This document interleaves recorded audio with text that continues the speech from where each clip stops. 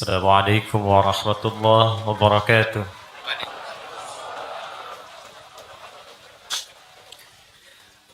الحمد لله الذي فضل أهل القرآن.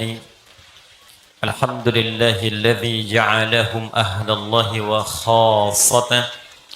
الحمد لله الذي ألقنا في لسان رسول الله صلى الله عليه وسلم قائل: خيركم من تعلم القرآن وعلمه. فنحمد الله سبحانه وتعالى حمدا كما علمنا أن نحمده، ونشكره شكرا كما علمنا أن نشكره. إن الله هو المقدم وهو المؤخر بيده الخير وهو على كل شيء قدير. ونصلي ونسلم على أفضل الأنبياء والمرسلين النبي الكريم الرسول الأمين سيدنا محمد وعلى آله وصحبه وأمته وذريته إلى يوم الدين. أما بعد فيا عباد الله، أوصي نفسي وإياكم بتقوى الله فقد فاز المتقون، فلا تموتن إلا وأنتم مسلمون. فقال تعالى: يا أيها الذين آمنوا اتقوا الله حق تقاته ولا تموتن إلا وأنتم مسلمون. Alhamdulillah, Allahumma sayyiban nafi'a. Diiringi dengan pengantar hujan yang tadi sudah turun sebelum maghrib. Kita bermohon pada Allah Subhanahu wa taala, semoga hujan yang Allah turunkan melahirkan rahmat dan ampunan dengan izin Allah kepada kita semua yang tengah belajar bertafakuh fiddin. Terkait hujan ini, Allah menyebutnya dengan ghaith di dalam Al-Quran di surah ke-31 Luqman di ayat ke-34. Allah menyampaikan, innallaha 'indahu 'ilmus sa'ah wa yunazzilul ghaith. Sungguh hanya milik Allah 5 hal, yang 5 ini tidak akan pernah dibagikan informasinya kepada makhluk manapun, termasuk malaikat. Pun demikian dengan malaikat Jibril sebagai malaikat yang paling dekat keadaannya dengan Allah Subhanahu wa taala, itu pun tidak diberitakan informasinya. Yang pertama, kata Allah, adalah tentang pengetahuan terjadinya waktu kiamat. Di dalam Al-Quran ada disebutkan dengan bahasa yaumul akhir, kemudian ada dengan yaumiddin, ada dengan yaumul qiyamah, bahkan dengan surahnya surah 75, ada dengan waktu spesifiknya, dari mulai menitnya, detiknya, jamnya. Disingkat dengan kata sa'ah namanya. Sa'ah. Ya, sekarang disebut dengan jam. Kam sa'alan, jam berapa sekarang? Berarti masuk ke jamnya, menitnya, detiknya. Kata Allah, tidak akan pernah ada yang tahu kapan terjadi kiamat, waktu spesifiknya, jamnya, menitnya, detiknya, kecuali hanya Allah saja.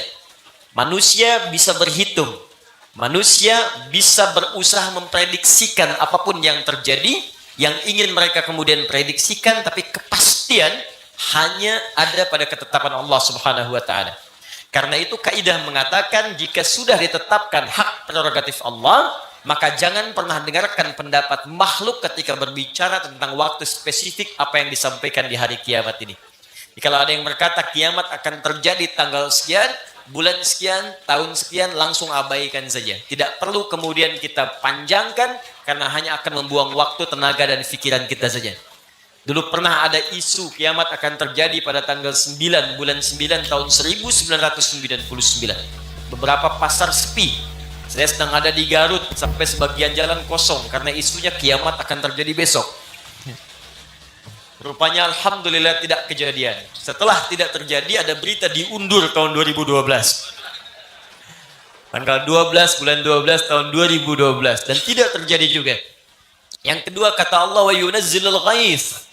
Ghaith, ya, dan hak Allah, dan hanya milik Allah pengetahuan untuk mengatur cuaca, termasuk hujan di sini. Kapan musim panas, kapan musim dingin, semi dan sebagainya, ada apa di dalamnya, bagaimana cara mengatur turunnya hujan. Hujan disebut ghaith ketika diturunkan. Ghaith itu tidak disebutkan kecuali segala hal yang mengandung manfaat, rahmat. Karena itu kalau orang ingin minta sesuatu yang mengandung manfaat, rahmat, kemuliaan, maka tambahkan ista di depannya. Ghaithun, tadi kata ghatha ditambah istaghatha, sifatnya disebut istighatsah. Permohonan kepada Allah agar diturunkan rahmat dan kemuliaan disebut dengan istighatsah. Hujan kata Allah, saya turunkan jadi rahmat. Kalau perkara menjadi banjir, jadi macam-macam, jadi badang, bukan hujan yang salah. Boleh jadi salurannya kemudian yang tidak sempurna untuk dikelola dengan baik dalam kehidupan bermasyarakat. Karena itu kita syukuri nikmat Allah yang telah menurunkan hujan, dan doa Nabi SAW yang meminta kita untuk mengucapkan itu ketika itu diturunkan oleh Allah Subhanahu wa taala. Allahumma shayyiban nafi'an. Ya Allah, mohon jadikan hujan yang menimpa kami. Jadi yang mengenai kita nafi'a, mengandung nilai manfaat. Kalau bukan dunia, maka akhiratnya. Saya ulang, kalau bukan dunia, maka akhiratnya. Tanah yang kering, kena hujan jadi hidup kembali. Kalaupun bukan dunianya, akhirat ya Allah. Saya basah-basahan mau ta'lim, udah kena baju saya, kena motor saya, kena ban saya, kena sendal saya, maka setidaknya kalau dunia belum dapatkan manfaatnya, akhirat jadikan saksi setiap butiran hujan itu yang memberatkan timbangan kita di hadapan Allah Subhanahu wa taala. Ya. Karena semua akan bersaksi. Itu rumus di Quran surah Al-Zalzalah. Idza zulzilatil ardu wa akhrajatil ardu wa qala al-insanu yawma idzin tuhadditsu akhbaraha. Pada saat terjadi kiamat nanti semua digoncang, naik ke atas semua, terbuka apa yang dikandung bumi, maka seluruh yang pernah kita pijak di bumi ini akan bersaksi di hadapan Allah apa yang pernah kita kerjakan di tempat itu. Jadi kalau Anda, maaf ya, pernah berbuat maksiat dan belum bertobat, bersembunyi di satu tempat, bahkan di kamar yang tertutup, maka tempat yang dipijak itu, pulpennya yang digunakan tanda tangannya, mejanya yang dijadikan sandarannya, maaf, kasurnya, karpetnya, segalanya akan bersaksi, ya Allah, dia pernah bermaksiat di sini. Sebaliknya, maka jika Anda pernah berbuat kebaikan akan ditampakkan sekecil apapun dan tempat itu bersaksi. Faman ya'mal mithqala dzarratin khairan yarah. Sekecil apapun ditampakkan. Saat tampak itu bisa. Anda sebelum taklim dibuka, Anda sedang membaca mushaf Al-Quran. Baru satu ayat misalnya. Baru satu ayat. Begitu masuk ke satu ayat, alif lam mim. Itu kalimat alif lam mim yang Anda bacakan saat ini dibuka oleh Allah di hari kiamat. Jam sekian. Saat si fulan sedang pasang status di sampingnya, klik. Yang ini kemudian sedang baca Al-Quran. Alif lam mim. Tiba kemudian kertas-kertas mushaf itu bicara, ya Allah, si fulan membaca ini karenamu. Ya Allah, si fulan berdoa. Ya Allah, si fulan sedang berdoa, ya Allah, di karpet aku yang telah dia duduki.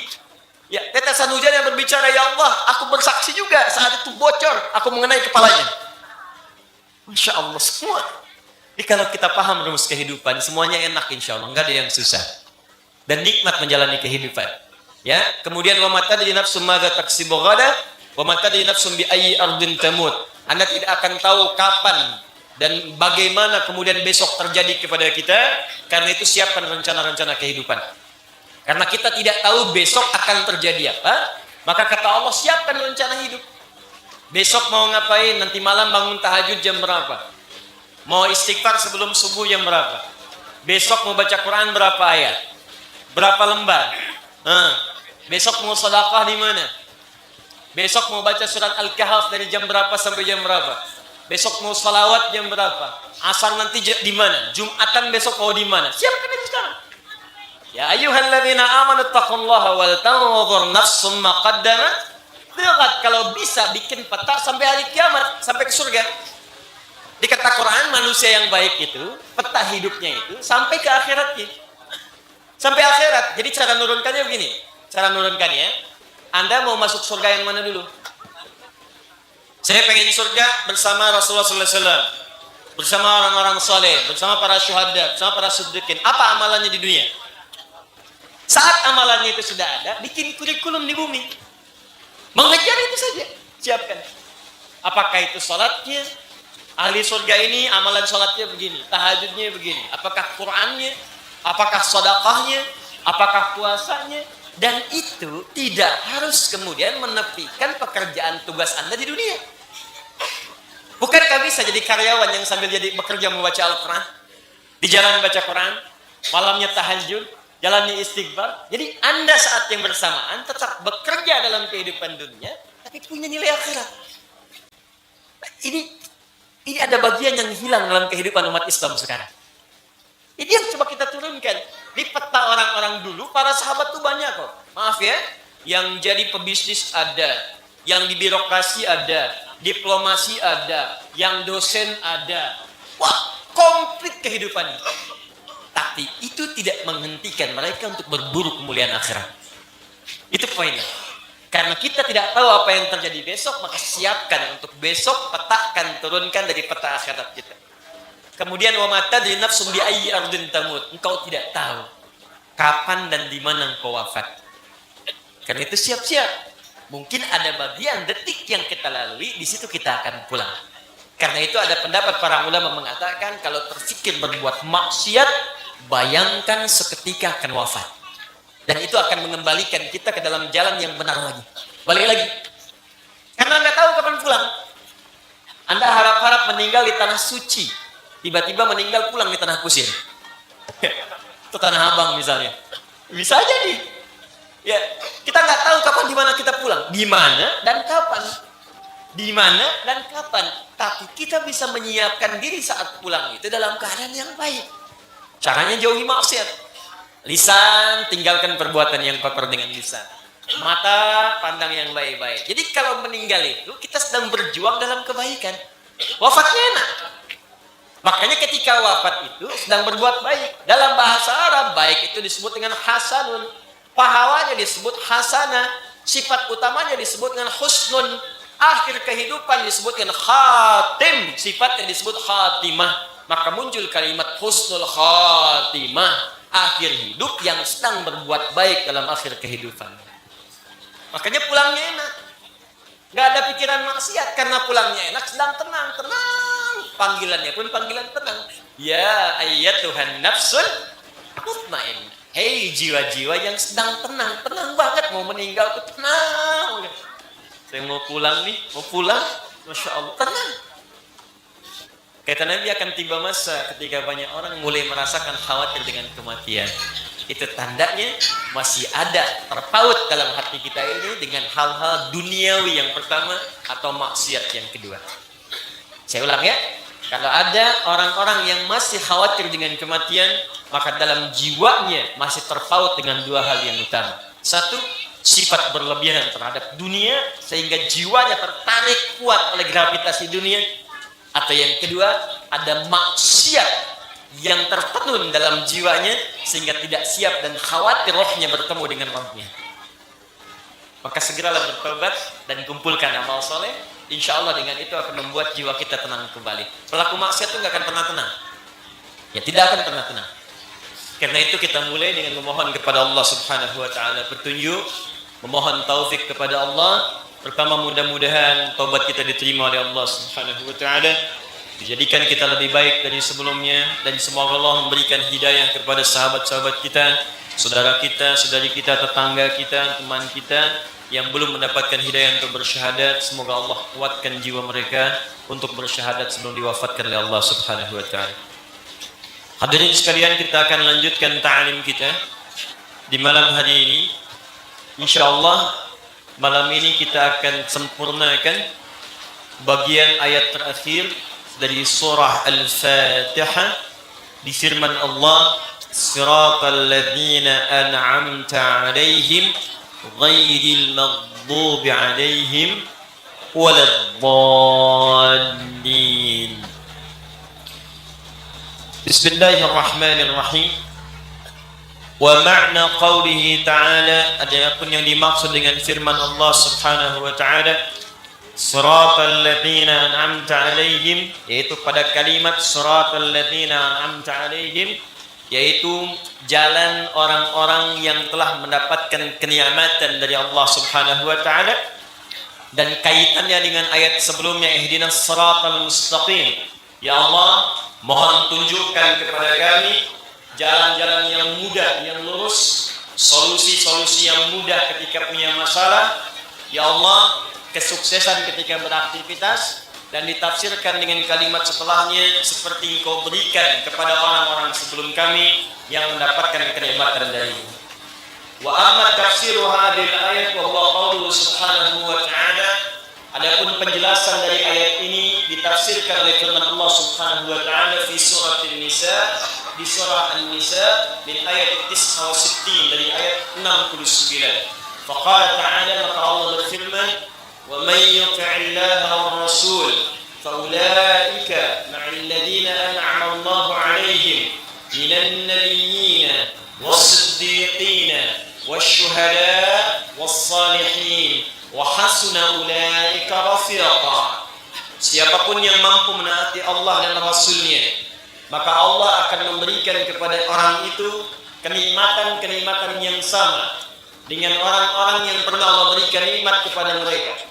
Bahkan mereka akan dipersatukan dengan orang-orang ini di surga, yaitu pertama kalangan para nabi, kedua kalangan para siddiqin, ketiga kalangan para syuhada, dan keempat kalangan orang-orang soleh. Jikalau Anda bisa menjadikan mereka sebagai bimbingan dan teman hidup, maka itulah sebaik-baiknya bimbingan yang bisa kita jadikan dalam pedoman kehidupan kita. Alhamdulillah, bagi yang mengikuti kajian kita di malam Jumat, saya sarankan melihat dan menyimak video sebelumnya supaya kita bisa tersambung pada pembahasan-pembahasan lanjutannya.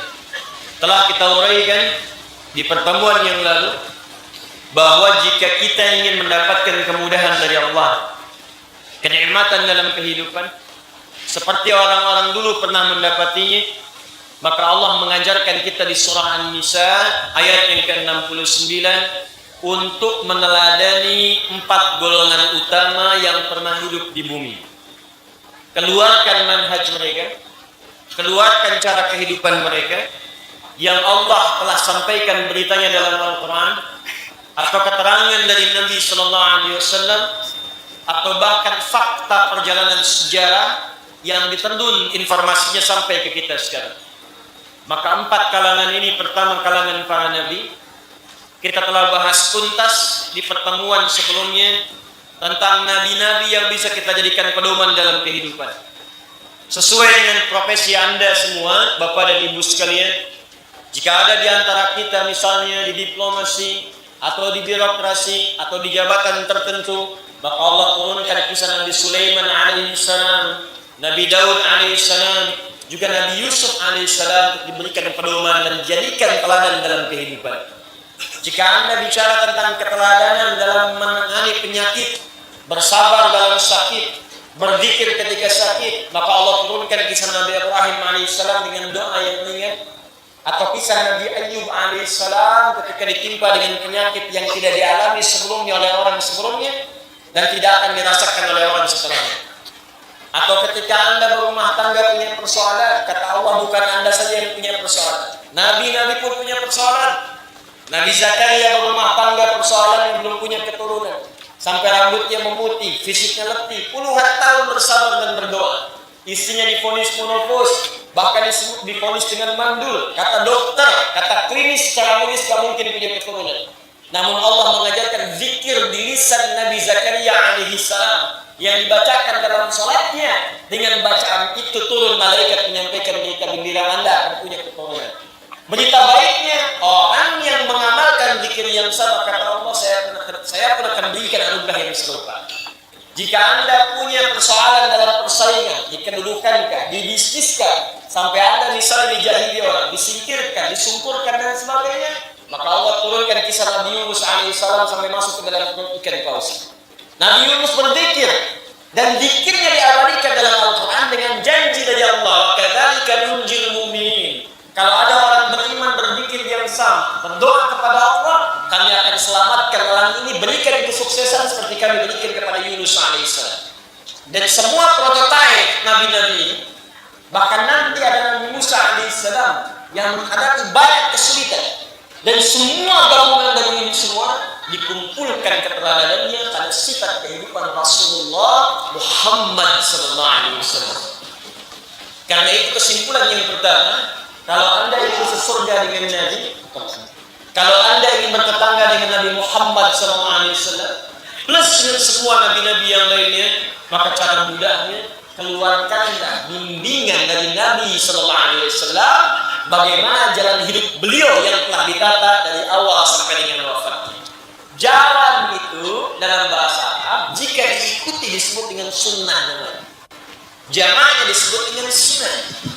Berita yang disampaikan disebut dengan hadis namanya.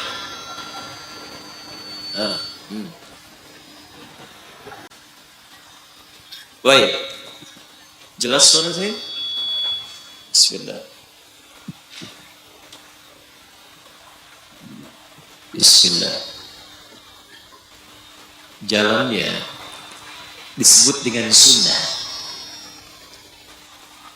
Informasinya disebut dengan hadis. Sesuatu yang disampaikan oleh Nabi. Di semua yang disampaikan informasi itu disebut dengan hadis. Jika kita ikuti dari awal kan disebut sunnah. Belajar ini pengertian dasar. Saya belum masuk ke gaya fikih ya, pengertian dasar. Ya, jangan dipotong video saya. Baik. Jika Anda ikuti disebut dengan sunnah. Karena itu ada istilah disampaikan ke kita, ikuti sunnah. Ikuti sunnah Nabi. Ini perintah awal. Yang dimaksud sunnah itu adalah petunjuk-petunjuk hidup yang bisa kita keluarkan dari bimbingan hidup Nabi sesuai dengan passion atau aktivitas yang kita jalani di bumi. Misal sebagai anak, apa tuntunan Nabi? Sebagai suami, apa tuntunan Nabi? Sebagai pekerja, apa tuntunan Nabi? Ya, sebagai pimpinan, apa tuntunan Nabi? Keluarkan semua. Begitu Anda bisa kerjakan itu, maka kita punya peluang untuk mendapatkan cinta dari Allah Subhanahu wa Ta'ala. Itu yang disebutkan dalam Al-Quran, surah ketiga Al-Imran ayat 31. Qul in kuntum tuhibbuna Allah fattabi'uni yuhibbukumullah wa yaghfir lakum dzunubakum. Katakan Muhammad, jika umatmu serius mencintai Allah, maka buktikan cintanya dengan mengikuti semua tuntunan-tuntunan yang dibawa Nabi. Maka jika kita diikuti, akan Allah turunkan cinta Allah kepada mereka. Di satu, para Nabi. Kedua, maka kita sempurnakan bahasan tentang siddiqin. Orang-orang yang membenarkan dan mengamalkan semua tuntunan dalam Al-Quran dan Sunnah Rasulullah SAW. Siapa?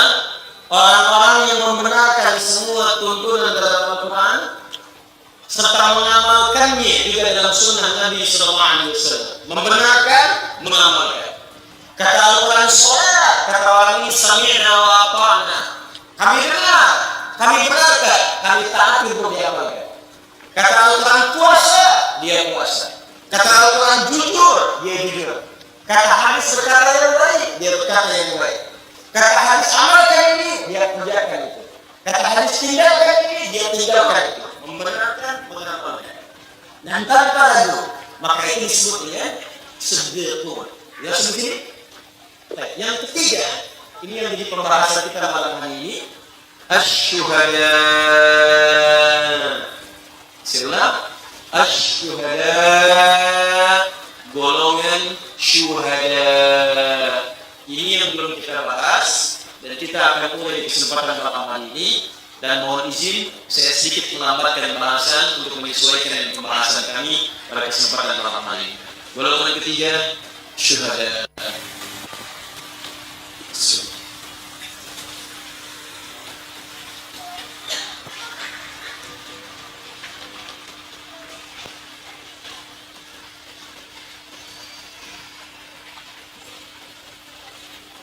Ya. Fokus. Siapa syuhada ini? Sampai kemudian banyak orang menginginkannya. Bahkan ada yang menjadi nama orang Ustaz Syuhada. Ada yang menjadi nama masjid, Masjid Syuhada. Ada yang menjadi jalan, nama Jalan Syuhada. Apakah kemudian dengan nama itu otomatis akan langsung masuk ke dalam surga bersama Nabi?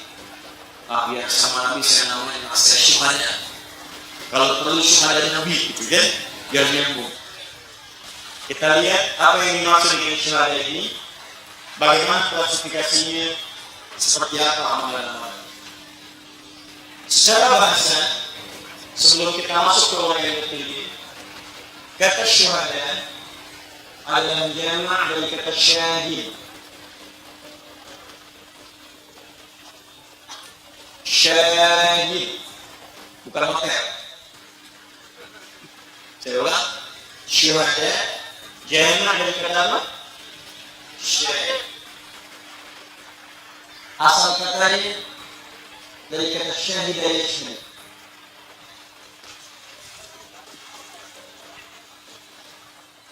Syahid itu punya dua arti dalam bahasa. Bisa bermakna syahid fa'il yang berarti menyaksikan sesuatu. Bisa berarti masyhud dari kata maf'ul yang diperlihatkan akan sesuatu. Jika yang disebutkan makna yang pertama, syahid yang melihat sesuatu, maka sepakat para ulama, termasuk di sini para ulama hadis, disebut dengan syahid jamaknya syuhada, karena sebelum mereka wafat, mereka melihat semua kenikmatan yang telah dijadikan oleh Allah Subhanahu wa taala. Saya ulang. Kenapa disebut dengan syahid? Jamaknya disebut dengan syuhada.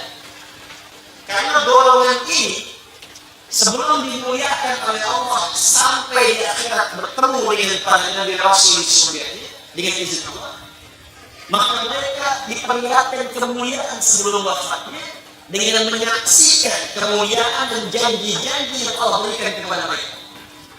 Ditampakkan keadaan kemuliaan, ditampakkan kumpulan-kumpulan pahala yang telah mereka kerjakan, ditampakkan kemudian suasana keindahan-keindahan kenikmatan surga yang dijanjikan.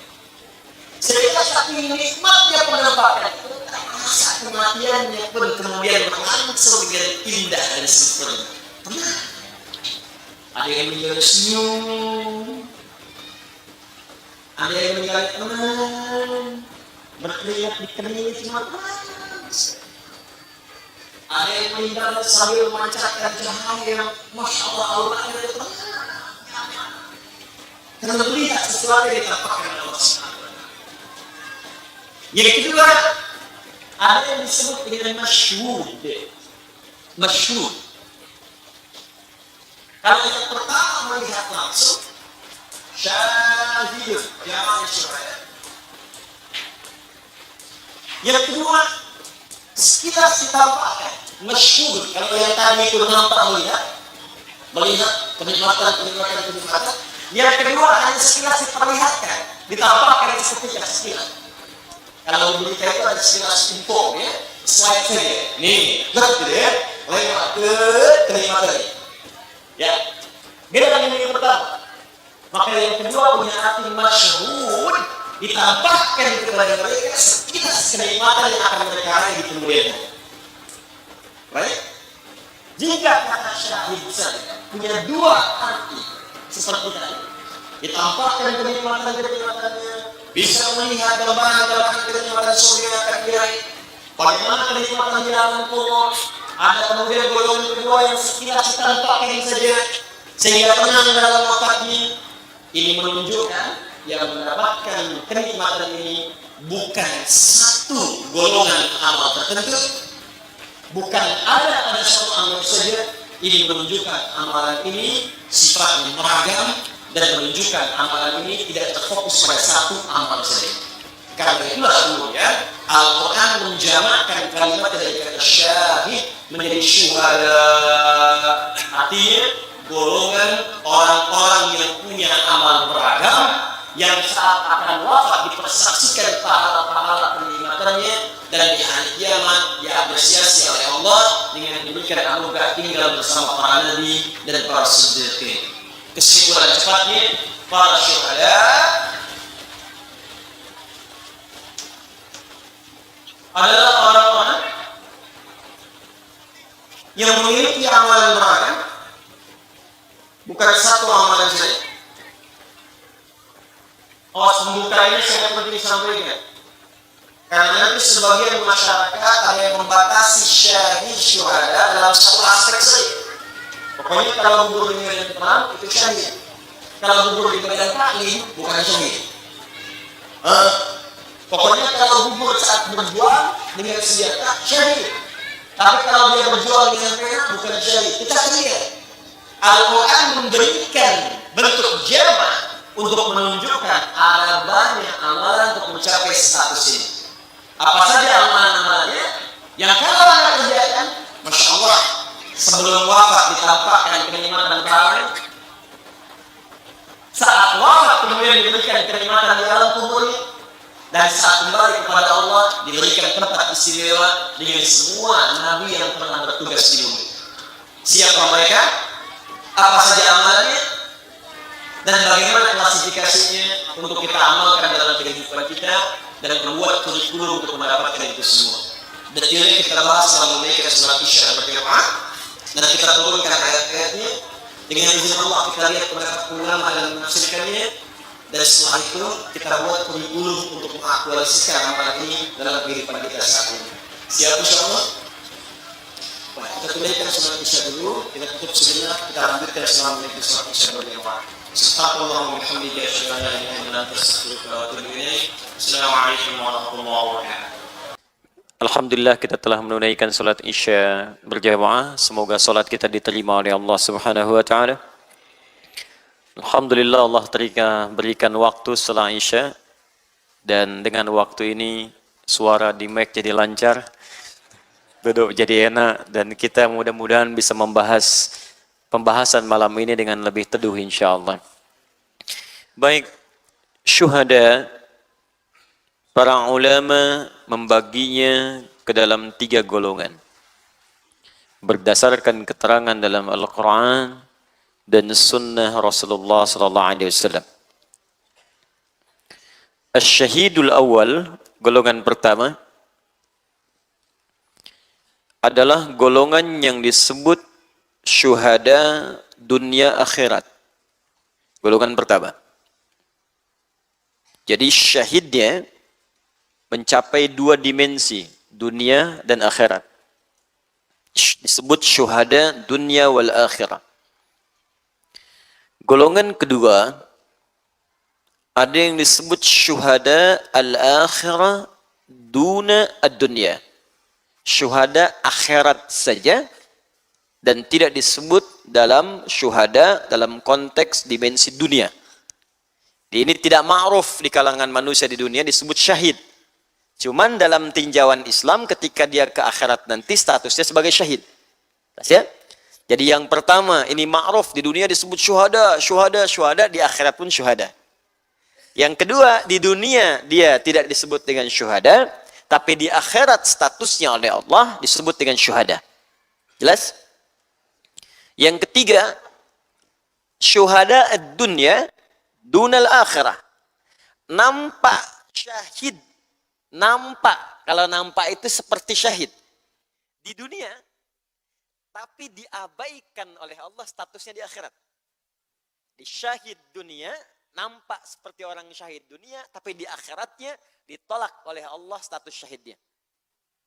Syahid dunia bukan syahid akhirat. Saya ulang ya. 1 syuhada dunia wal akhirah, golongan para syuhada yang ketika melakukan amalan ini menjadikannya syahid di dunia disebut syahid. Di akhirat pun disebut syuhada. Jelas? Yang kedua, syahidul akhirah, syuhadaul akhirah duna dunia. Syahid di akhirat statusnya, tapi di dunia tidak ma'ruf sebagai syuhada. Syuhada saat di akhirat, tidak saat di dunia. Jelas? Yang ketiga, syuhada'ud dunya dunal akhirah. Syuhada, syahid, nampak seperti syahid saat di dunia. Orang dunia memandangnya syahid, tapi ditolak oleh Allah syuhadanya saat di akhirat. Jelas? Baik. Yuk kita masuk dalam golongan pertama. Nanti saya bacakan di antara ayat dengan hadis-hadis Nabi SAW. Golongan yang pertama, syahid dunia dan akhirah, adalah 1, ini puncak tertingginya, yaitu orang yang berjuang di jalan Allah ya, dengan niat karena Allah Subhanahu wa taala sampai ia wafat. Orang yang berjuang di jalan Allah dengan niat karena Allah Subhanahu wa taala sampai ia wafat. Sering diistilahkan dalam Al-Qur'an dengan istilah jihad fi sabilillah atau muqatil fi sabilillah. Ya. Cuman sayang di terjemahan sering diterjemahkan dengan perang.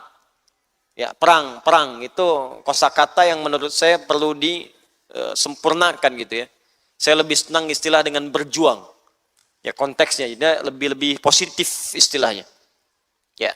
Orang yang berjuang di jalan Allah dengan niat karena Allah sampai ya wafat. Yuk kita keluarkan ayatnya.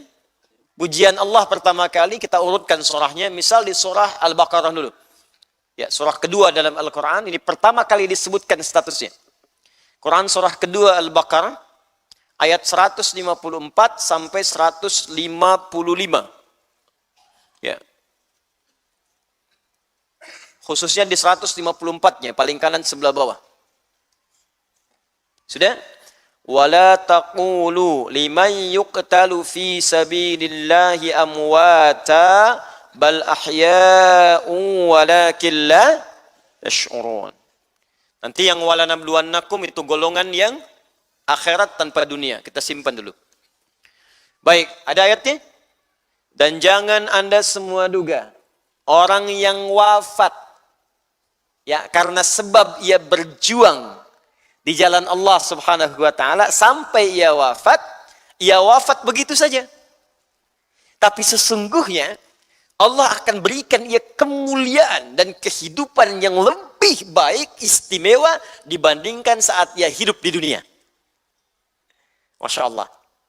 Yuk kita lihat bagaimana keistimewaannya. Saya belum bicara sampai konteks akhiratnya dulu. Saya ingin bicara saat di dunianya mulia, kemudian saat ia masuk ke alam kuburnya mulia, dan saat kembali kepada Allahnya begitu mulia.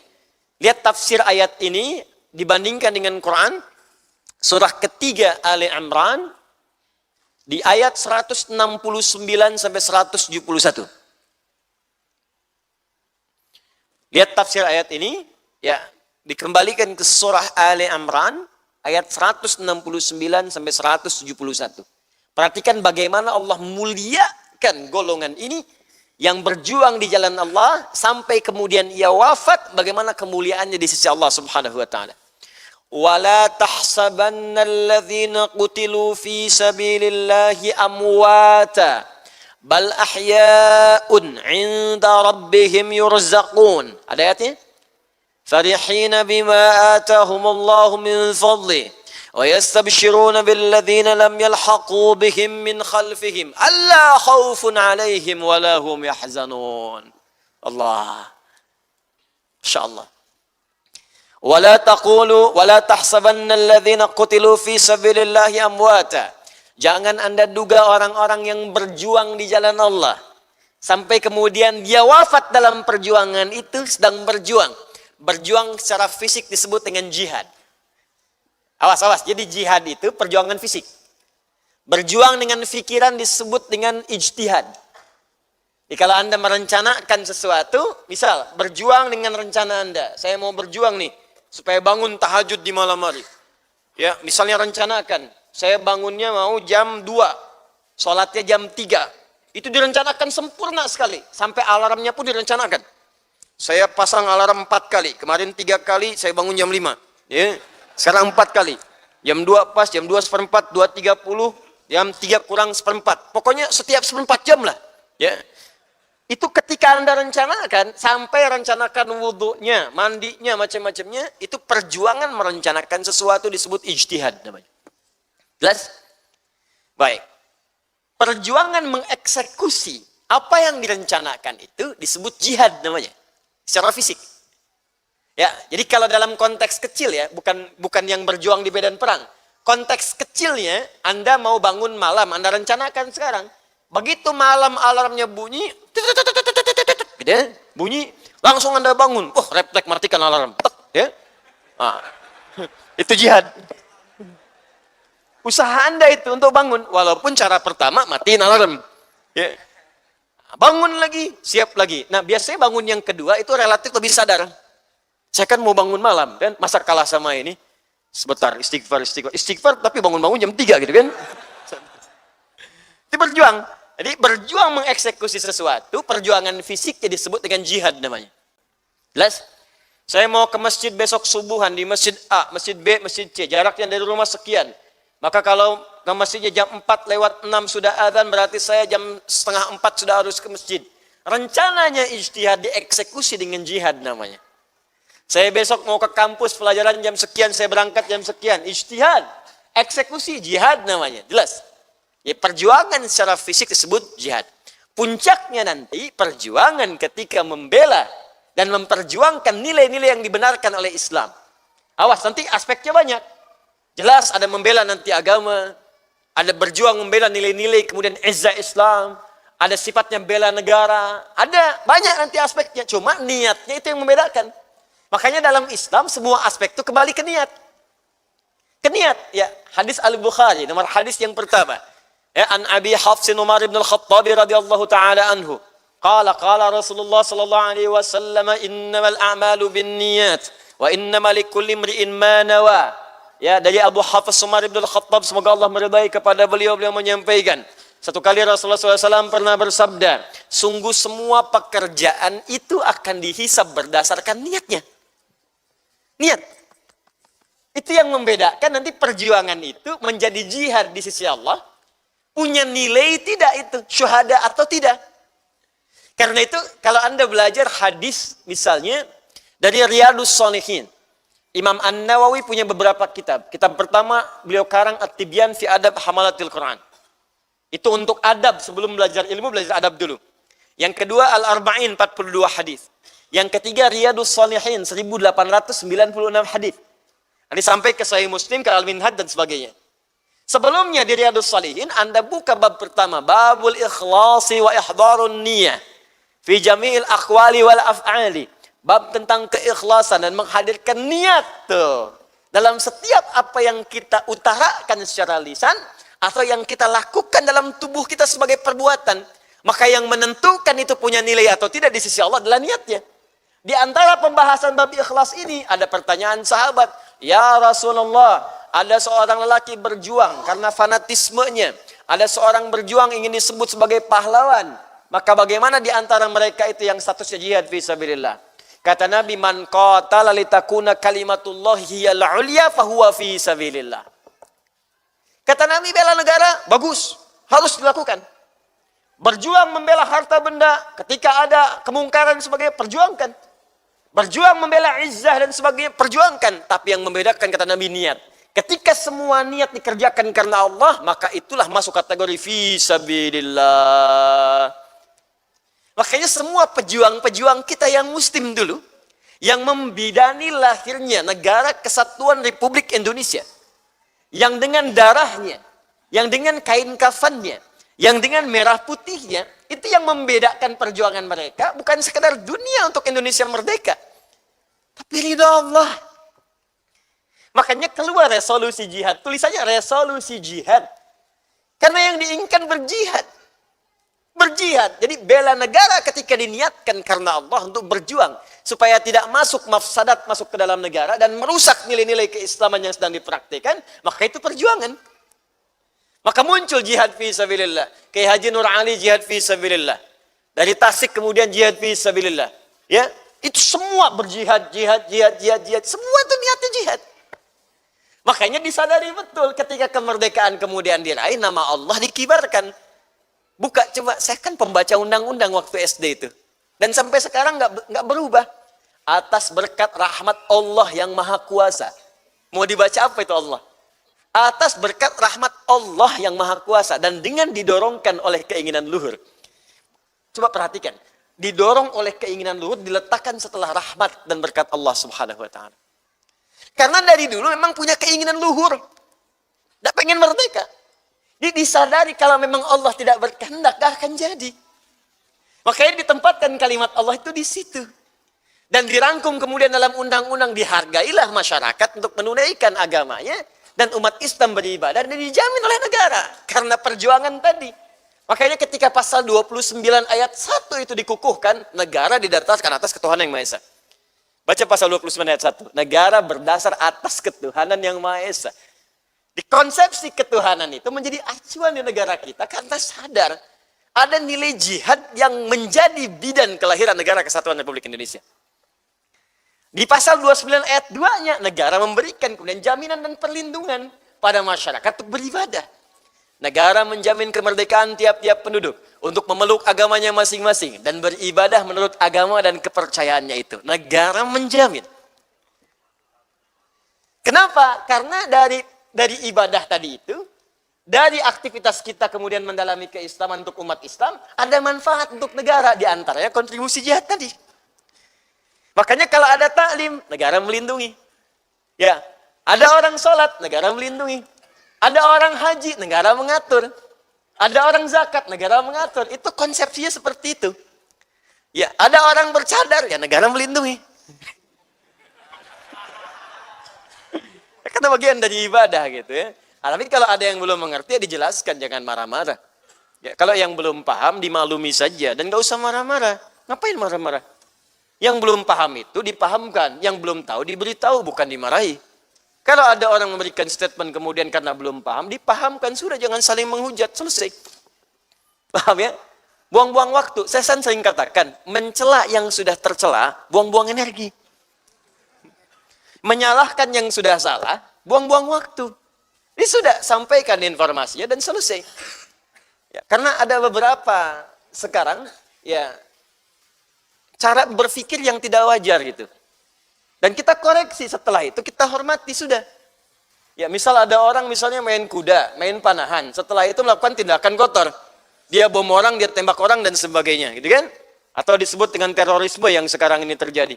Oke, tapi atasi, tangkal terorismenya, jauhkan dari nilai-nilai keislamannya, dah tindak itu dengan baik, tapi jangan salahkan kuda dan panahnya. Kalau cara berpikirnya seperti itu, nanti akan ada olimpiade terorisme, olimpiade panahan, olimpiade kuda, olimpiade teroris gitu. Ya, jadi jangan sampai ada perbuatan kemudian dikerjakan menjadi hukum kepada yang lainnya.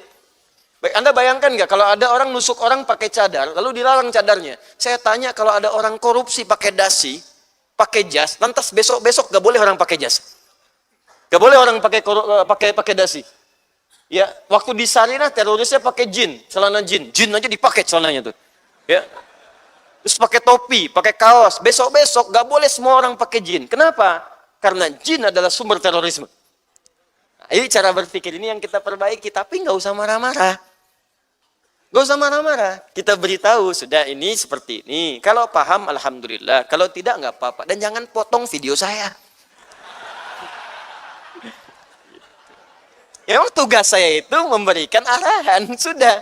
Ya, alhamdulillah diikuti, alhamdulillah. Kalau tidak, nggak apa-apa. Tapi jangan bikin kemudian kegelisahan-kegelisahan sehingga rame gitu. Kita ini sudah saatnya membangun. Sudah. Saatnya mengisi dengan kebaikan. Jangan ribut-ribut lagi. Ya, kalau semuanya ribut, kapan kita bangun negerinya? Kalau semua ribut, kapan kita menjadikan Indonesia ini makmur sejahtera seperti cita-cita undang-undang?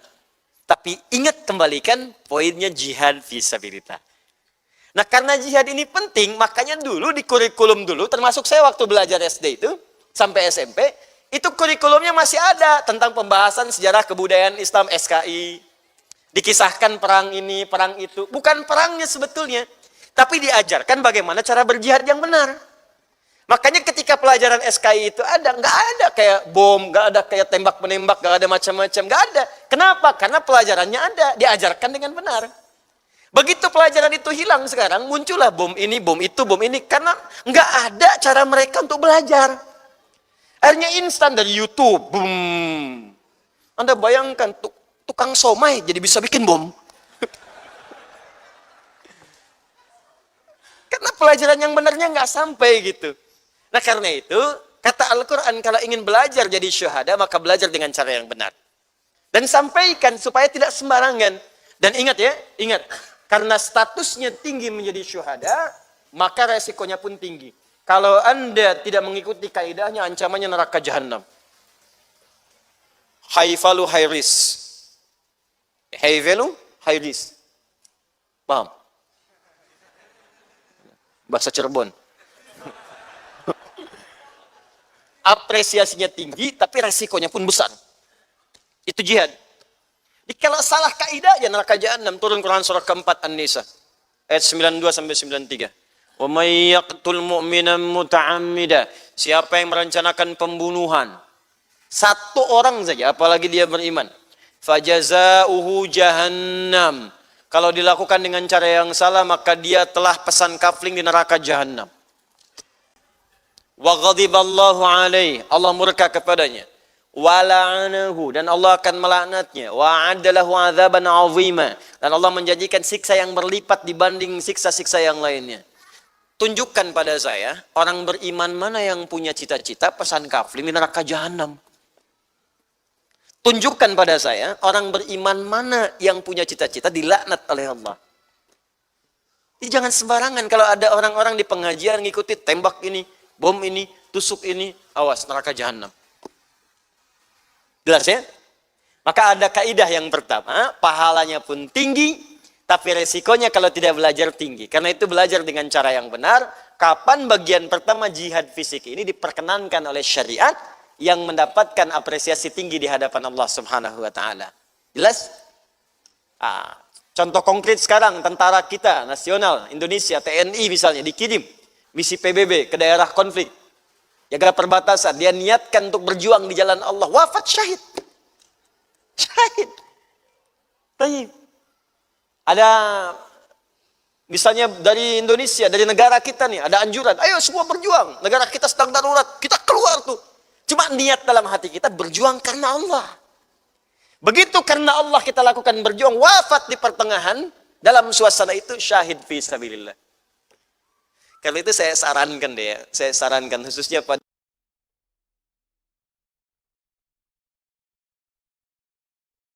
siap untuk membela negara saat dibutuhkan.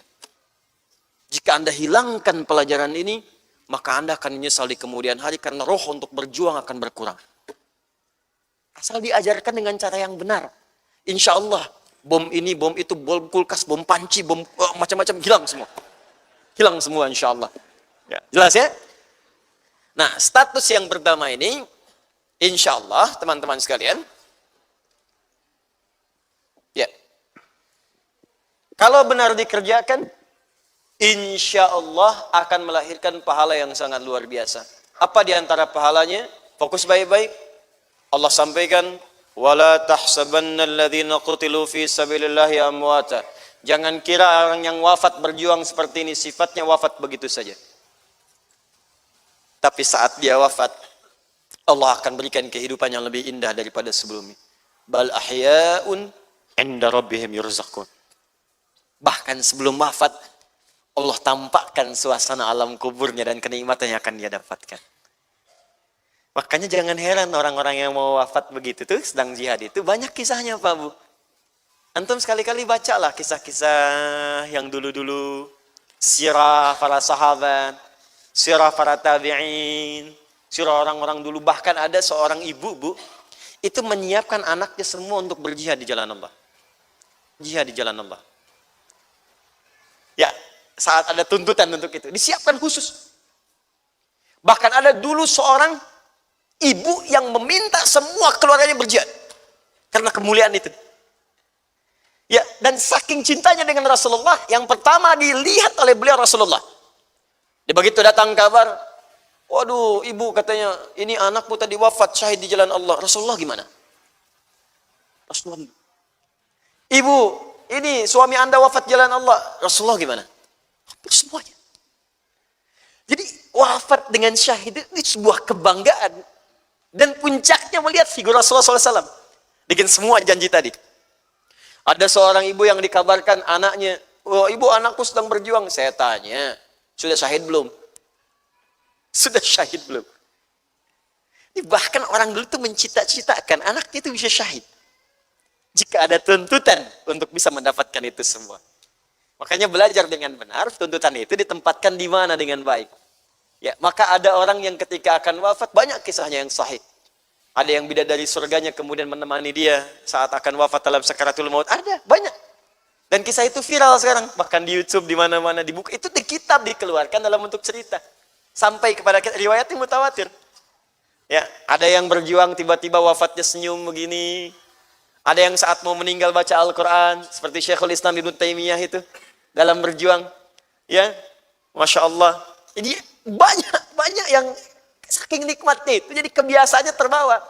Mau wafat ada yang baca Quran, mau wafat ada yang baca hadis, mau wafat ada yang senyum gitu. Masya Allah. Nggak ada yang bengong kayak antum begini.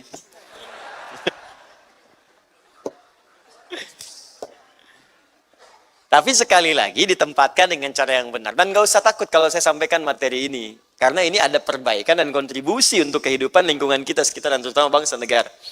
Insya Allah saya mencintai negara ini. Saya mencintai bangsa ini. Dan saya punya keinginan kita maju makmur. Dan insya Allah kita hidup damai dengan kepercayaan-kepercayaan lain. Dengan tetap menjalankan syariat Islam secara sempurna sejauh yang kita mampu dengan izin Allah Subhanahu wa Ta'ala. Jelas? Nah, Ustadz, kalau kemudian tuntutan itu tidak ada sekarang, khususnya di tempat kita tinggal ini, apa yang kita lakukan untuk mencapai derajat yang sama dengan itu? Ada amalan yang kedua. Baik. Apa amalan yang kedua itu? Ya, kita buka Quran surah ke-9 ayat 122. Paling kiri sebelah bawah. Halaman 207 baris ke-13 sampai 15. Sudah?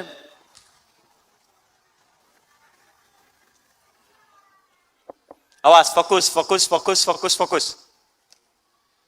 Saya ingin tunjukkan pada Anda, kalau situasi itu tidak ada, jangan bikin rusuh.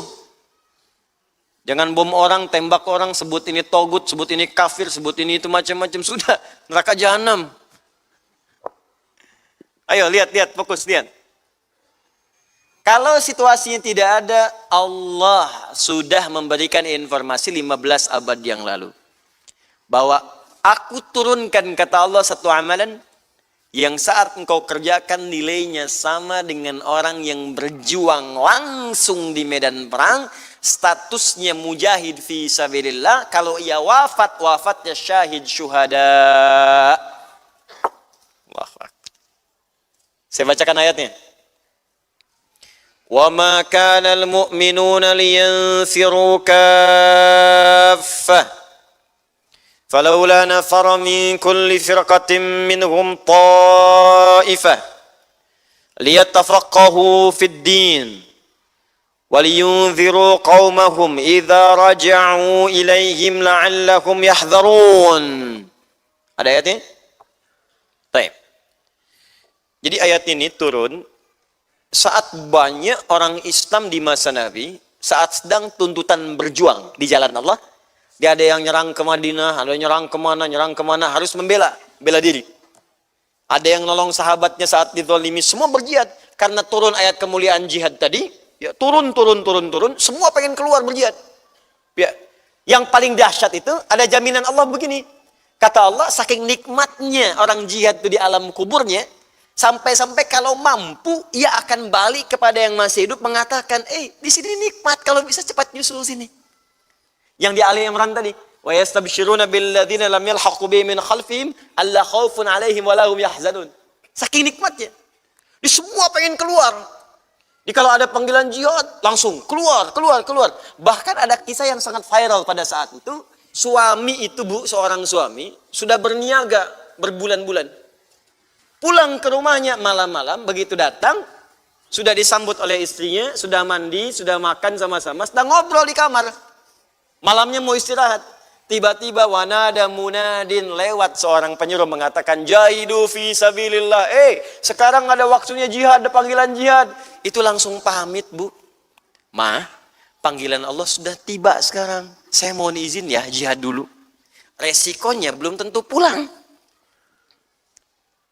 Saya tanya pada ibu deh, bapak udah tugas di luar kantor nih, 3 bulan, belum pulang.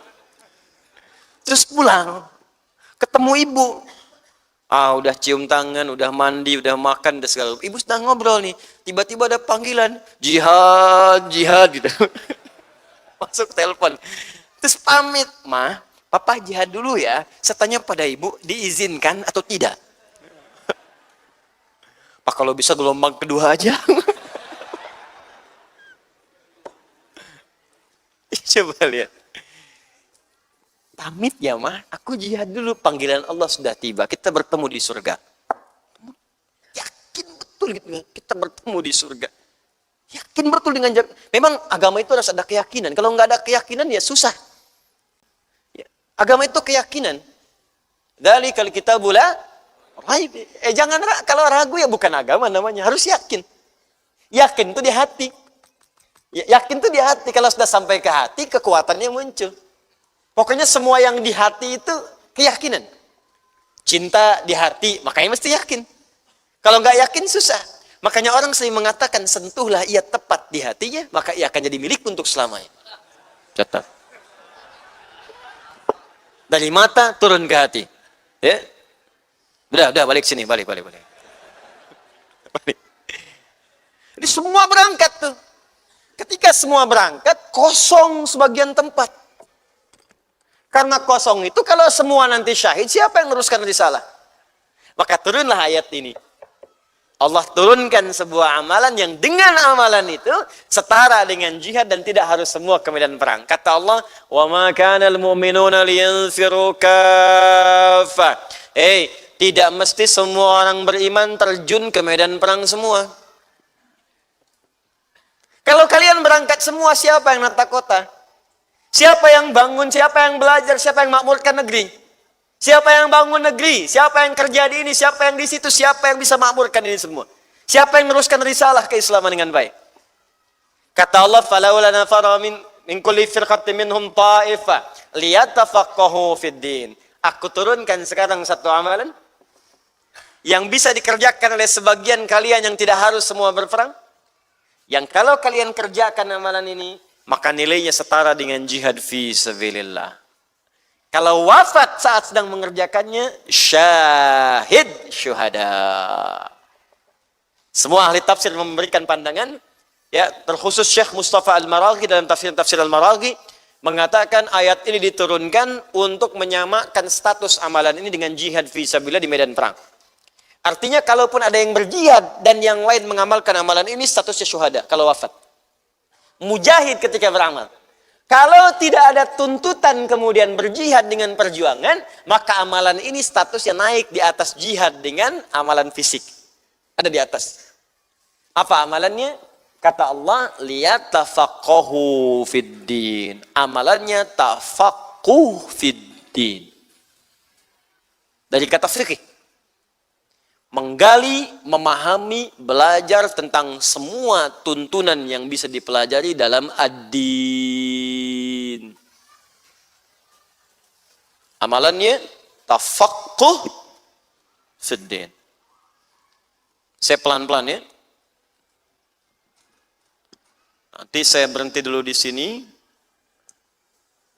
Setelah ini nanti kita undang teman-teman yang akan berjuang tafaqquh fid din ini.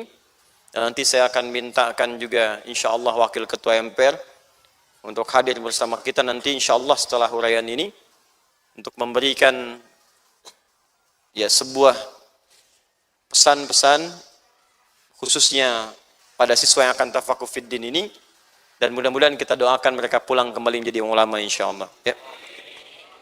Lihat sini. Amalannya disebut tafaqquh fid din. Bu, Pak, hati-hati Bu, Pak. Ini nilainya sama dengan orang yang berjihad di medan perang. Saat terjadi tuntutan.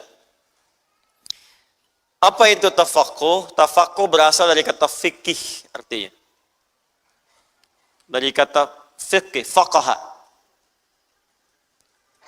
Faqaha bima'na al-fahmu. Paham. Fikih itu artinya paham. Ya, saya ulang.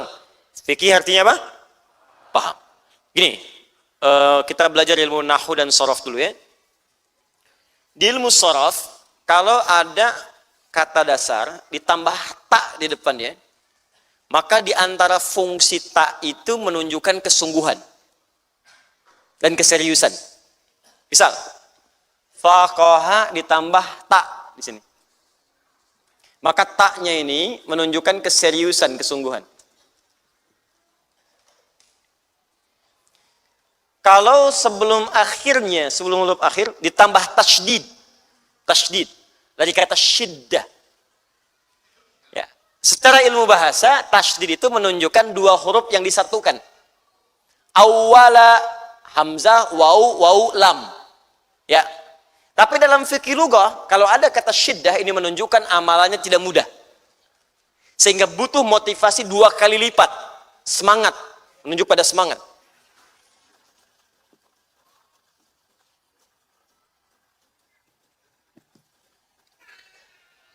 Kembali ke sini. Tafakkur berasal dari kata fikih, artinya paham. Kata Allah, saya turunkan satu amalan yang kalau kalian kerjakan amalan ini akan setara dengan mujahid fi sabilillah. Kalau wafat kalian akan masuk dalam status syahid. Kalau banyak kan disebut syuhada. Apa amalannya ya Allah?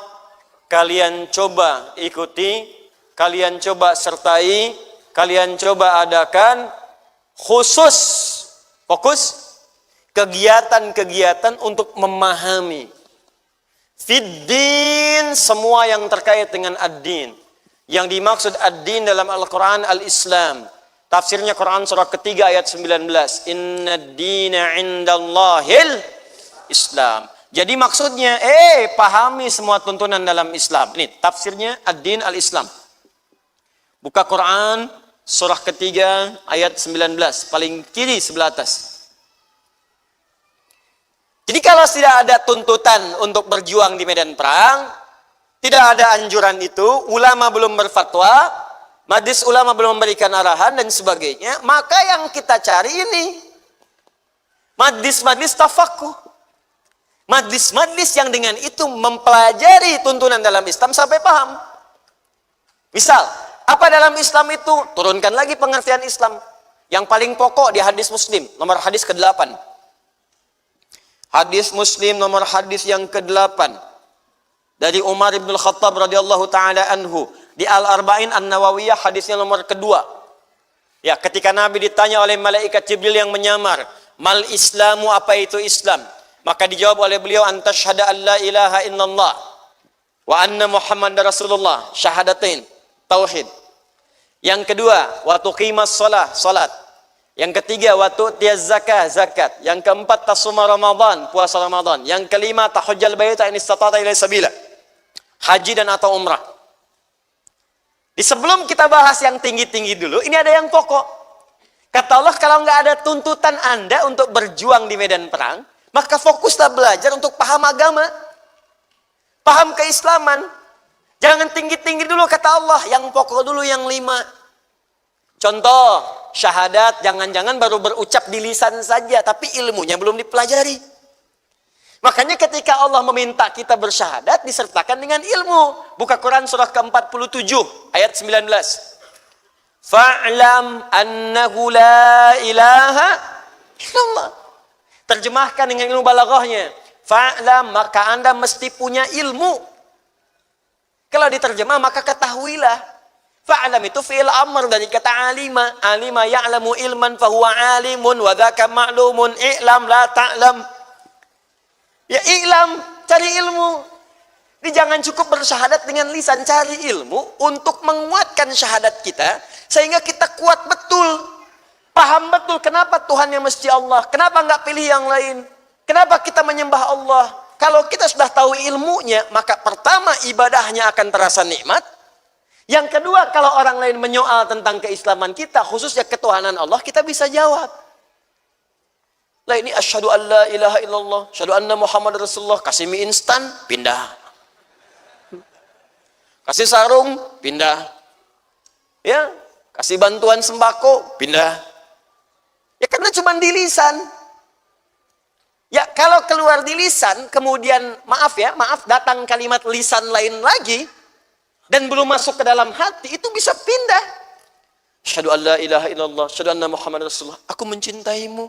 Asal kamu pindah ke agamaku, pindah. Murtad. Tuh.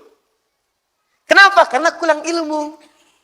Makanya nggak bisa jawab saat disoal. Kenapa Tuhan kamu Allah? Kenapa nggak bertuhan saja? Kamu nggak bertuhan? Iya. Nggak ada Tuhan? Iya. Berarti kamu setengah Muslim. Ya, tidak bertuhan itu la ilaha. Nggak ada Tuhan. Tinggal tambah illallah. Selesai. Nah, jadi ini bagian pertama.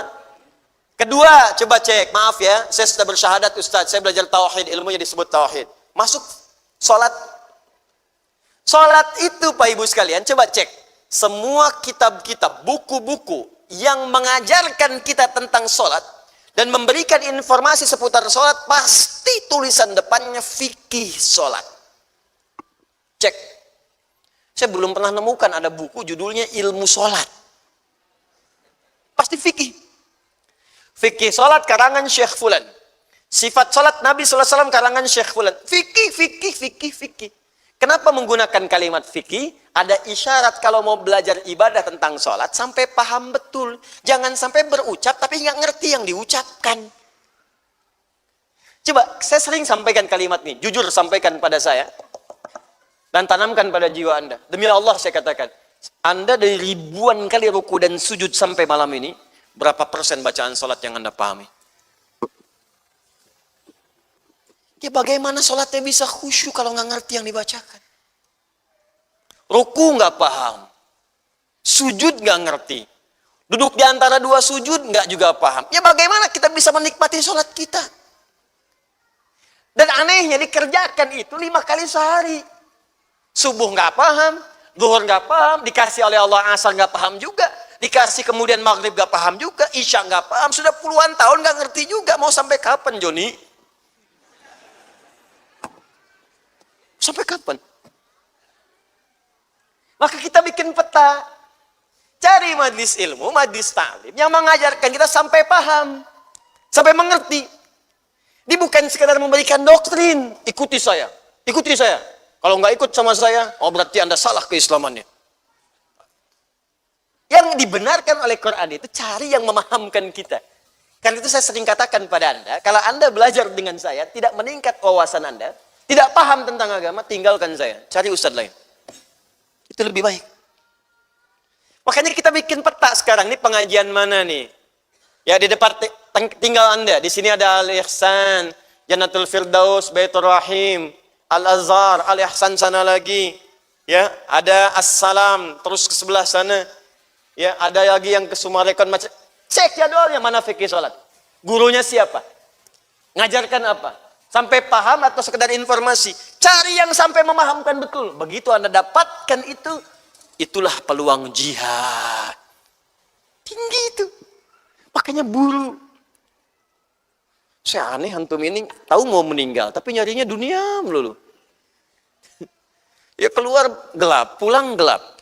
Sepekan tuh masa untuk akhirat tuh nggak ada gitu. Katanya yakin akan meninggal. Yakin akan dihisab. Persiapannya apa? Kalau malam ini wafat apa persiapannya? Dan kita kan nggak tahu kapan wafat. Coba sebelum tidur tuh merenung sejenak ya. Kalau saya malam ini wafat, bagaimana status saya di hadapan Allah? Sholat saya dari sekian banyak diterima enggak? Amalan saya berapa yang diterima? Berapa yang ikhlas? Berapa yang sering dibincangkan pada orang? Berapa yang pengen dipuji? Berapa banyak yang ingin dinilai oleh manusia? Dan Anda masih merasa aman dengan hisab yaumul qiyamah. Itu ada anak-anak Anda. Ada cucu. Ada bapak, ada ibu. Apa enggak terbayang satu saat ketika Anda berpisah dan mendengar teriakan anak Anda yang Anda sekarang pangku-pangku? Yauma yafirrul mar'u min akhi wa ummihi wa abi. Ibu berpisah dengan anaknya, suami dengan istrinya, anak-anak dengan keponakan dengan temannya. Wa man fil ardi jami'a tsumma yunji. Dia berharap pengen selamat sendiri, sementara ketika dia mau selamat, anaknya teriak, "Papa, panas, Pak, panas." Anda bisa apa saat itu? Anda merasa aman sampai malam ini? Mau sampai kapan gitu? Sampai kapan? Kalau cuma kita lafadzkan, kita nggak mengerti. Memang betul sah sholatnya, sah sholat. Cukup sampai di situ. Tapi kenikmatannya kosong gitu. Kita pengen ketika sholat tuh ada air mata yang mengalir. Pengen saat sujud ada kepasrahan tertunduk. Pengen saat berdoa ada keindahan dan ketenangan saat memohon. Itu Bagaimana bisa mendapatkan itu kalau nggak mengerti yang kita kemudian dapatkan? Mana akhirat kita? Dan ketika Anda hadir di taklim semacam ini, itu jihad. Jihad. Makanya kalau saya katakan, petakan tuh taklim-taklim sekitaran tempat kita. Jangan semua buat dunia. Sabtu, Ahad, cari. Kan udah diajarkan oleh sahabat Nabi. Ya, Abbas, paman Nabi SAW, itu pebisnis, sukses, pengusaha. Tapi punya waktu-waktu saat weekendnya untuk belajar dengan Nabi. Sampai hafal 200 hadis. Anaknya dibawa, kalau beliau sedang bekerja, anak dititipkan. Sehingga saat Nabi meninggal, bapaknya hafal 200 hadis, anaknya hafal 2000 hadis. Tuh. Biasakan seperti itu. Kalau wafat antum pas saat mengikuti itu, wafat meninggal, syahid. Masya Allah. Kayaknya ada ulama yang sedang mengajar begini, di antara guru itu ada guru-guru kami itu sedang mengajar begini, tiba-tiba senyum. Asyhadu an la ilaha illallah, asyhadu anna Muhammadar Rasulullah. Meninggal. Ya, insyaallah. Ada yang sedang baca Quran di masjid. Antum sekali-kali kalau buka YouTube, carilah orang-orang yang seperti itu supaya bisa menggetarkan hati gitu. Mengingatkan pada kematian itu penting. Cari ulama-ulama saleh. Lihat yang lagi baca Quran meninggal, lagi sholat meninggal. Terus tanya pada diri antum, saya meninggalnya saat bagaimana? Itu. Ini dia. Oke. Jadi kita jangan bicara yang tinggi-tinggi dulu. Dan udahlah sekarang jangan cari banyak masalah. Jangan cari banyak keributan. Kita mau fokus saja kerjakan kebaikan. Belajar dengan baik. Kontribusi yang positif. Hilangkan hoax. Hilangkan kata-kata kotor dan sebagainya. Sudah fokus siapkan akhirat kita.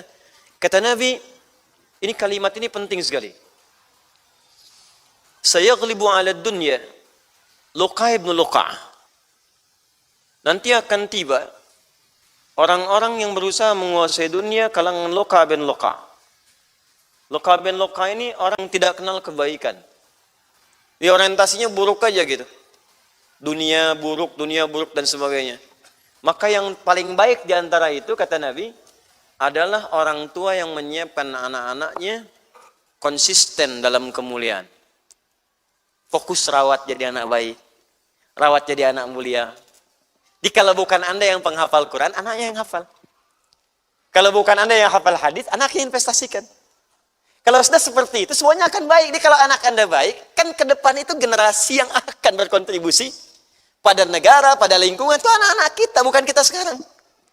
Jadi kalau kita siapkan semuanya baik sekarang, mereka akan jadi anak baik kemudian hari. Dan panennya saat akhirat nanti. Karena kita nggak akan tahu saat kapan mereka kembali kepada Allah. Panennya akhirat. Akhirat. Jadi kalau orientasi begini enak hidup kita tuh. Enak. Gitu. Fikih zakat. Fikih haji. Fikih umrah. Berapa banyak orang umrah tapi nggak ngerti yang dilakukan. Putar Ka'bah. Sayang. Ada yang jual kebun, jual tanah, jual macam-macam. Sampai di sana. Ibadahnya nggak sempurna. Ada yang tawaf bawa handphone. Subhanallah. Alhamdulillah. La ilaha illallah. Allahu akbar. Sa'inya live. Kelihatan di sana. Wow, aku lagi lari-lari kecil nih. Oh. Tuh. Ya. Oh, saya kira kamu maraton.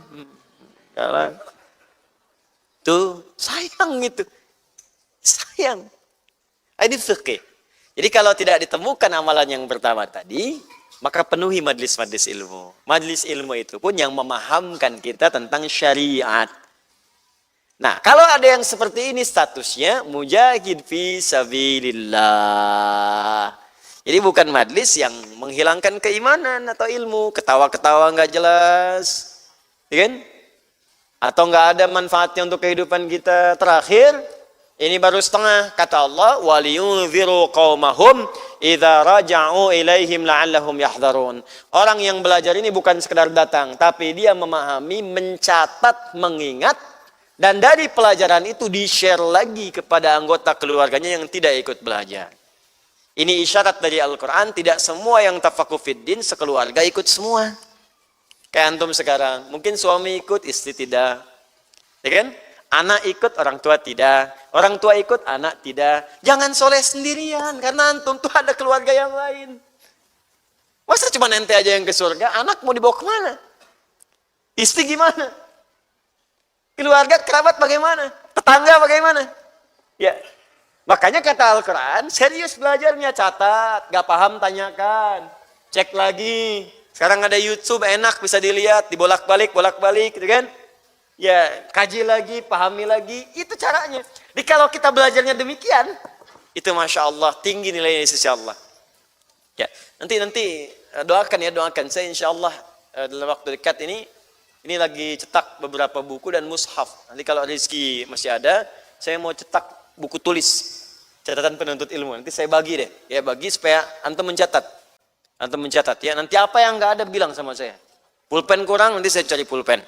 Ya, makanan nggak ada, cari sendiri. Ya. Banyak di luar. Ya. Ah itu yang itu tuh kita nanti perbanyak tuh ya, insya Allah. Baik, jadi mana pinjam. Jazakallah khair. Nah ini ya. Nanti di sini ada buku catatan penuntut ilmu. Insya Allah nanti kita perbanyak lagi. Ini nanti ada catatan bagaimana belajar secara singkat. Dalamnya ada catatan kosong. Nah, ibu jangan campur-campur, ya. Utang, kredit, arisan yang ada di sini. Ya. Nah ini untuk belajar aja. Dan jangan disobek supaya ada catatan. Nanti dia bersaksi di hadapan Allah dari kiamat. Ya, tapi tidak harus dibawa ke kuburan. Ya. Kalau saya meninggal, sertakan catatan ini di dalam kubur. Kalau tanya malaikat, man rabbuka, lengkap di sini.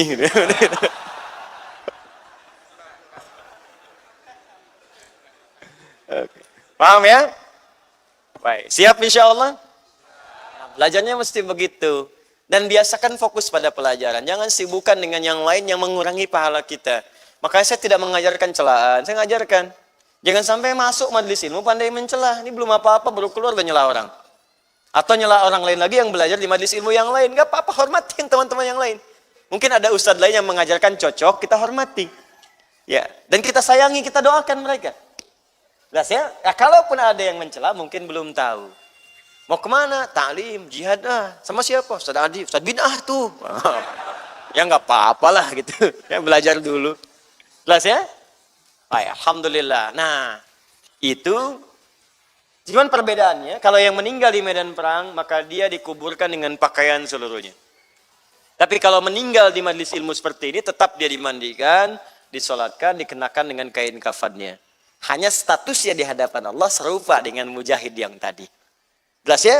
Bahkan kalau statusnya naik menjadi alim, ulama, pengajar, maka naik status dia jadi pewaris para nabi. Berdasarkan hadis dari Ibnu Majah, nomor hadis 233, rawinya sahabat Abu Darda, wa innal ulama'a warathatul anbiya, dan para ulama itu pewarisnya para nabi. Wa innal anbiya'a lam yurithu dirhaman wala dinara walakinnahum arathul ilma fahadduhu bihadin wafir.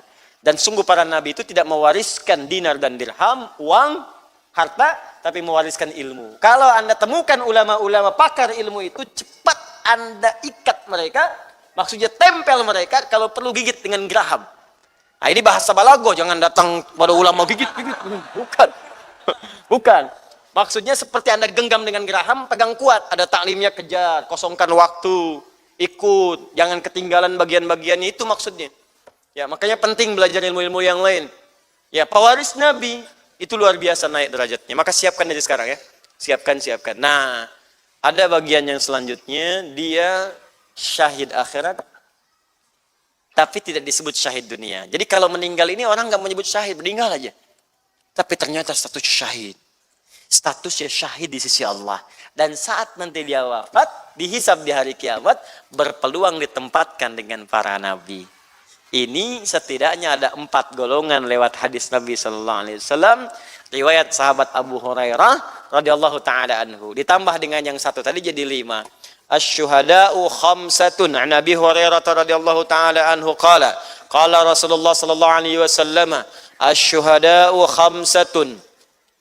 Al-mat'unu wal mabtunu wal ghariqu wa sahibul hadmi wasyahidu fi sabilillah. Rawahul Bukhari wa Muslim. Para syuhada itu ada 5 golongan. Tingkat yang paling tinggi yang syahid di jalan Allah yang tadi saya terangkan. Plus nanti tambahan spesifiknya dengan yang haji. Yang haji kalau benar hajinya, kemudian dikuburkan dengan pakaiannya, ihramnya, dan dia akan dibangkitkan dengan kalimat talbiyah. Begitu bangkit, labbaik Allahumma labbaik, labbaik syarika lak labbaik, bangkit.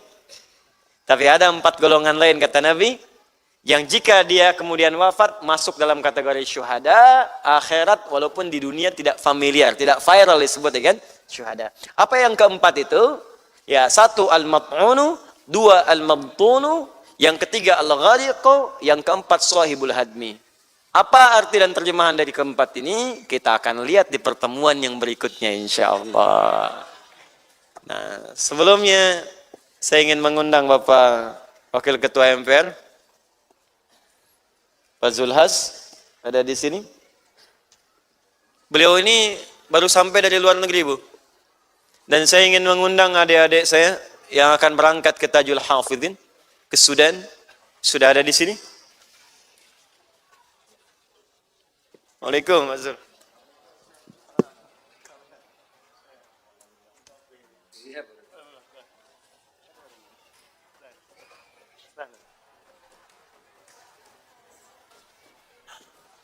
Baru sampai ya? Dari Turki. Oh, Masya Allah.